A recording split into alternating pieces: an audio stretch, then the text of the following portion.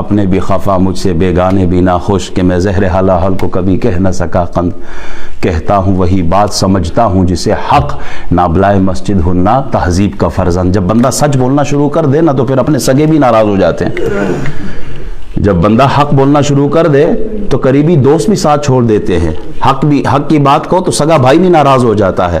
آپ دین سکھاؤ, آپ قرآن کی آیتیں بتاؤ, آپ رسول اللہ کا فرمان بتاؤ, صراط مستقیم کون سا راستہ ہے اس پر چلنے کی بات کرو, تو اگر فتویٰ آپ کے مزاج کا نہ ہوا نا تو پھر دیکھیں کیسے آپ کے اوپر ذاتیات پر حملے شروع ہو جاتے ہیں.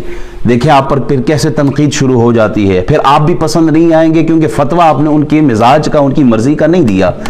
جناب ابراہیم علیہ السلام نے اللہ کی رضا کی خاطر وقت کے بادشاہ سے ٹکر لی ہے. یہ وہ قربانی کی حقیقت ہے. 200 پاؤنڈ کا جانور قربان کر کے, بلکہ 200 تو میں بہت زیادہ بول رہا ہوں.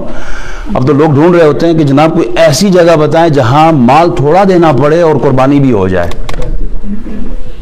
یہ میں اسی دنیا کی بات کر رہا ہوں. آپ شاید اس سے اتفاق کریں گے. بہت سے لوگ کہتے ہیں مولوی صاحب تو 200 پاؤنڈ کی قربانی کرنے بہت زیادہ نہیں. اب کوئی قربانی ڈھونڈو, کوئی 70 پاؤنڈ 50 پاؤنڈ والی گل کرو مولوی جی. اللہ اکبر. ایک لمحے کے لیے سوچے اگر اپنی اولاد کو قربان کرنی ہوتی. جناب ابراہیم علیہ السلام کی سنت فقط جانور کاٹنا نہیں ہے, جانور قربان کرنا نہیں ہے, بلکہ ظالم, فاسق, فاجر, گمراہ حکمران کے سامنے کلمہ حق بولنا, یہ بھی ابراہیم علیہ السلام کی سنت ہے. حکمران ذرا ڈاڈا ہوئے نا تو پھر بندہ کہتا ہے مولوی جی ٹھیک ہے کمپرومائز کر لے سا, انہوں نے بھی گل ٹھیک ہے تو انہوں نے بھی گل ٹھیک ہے, پھر کمپرومائز کر لیں دیں.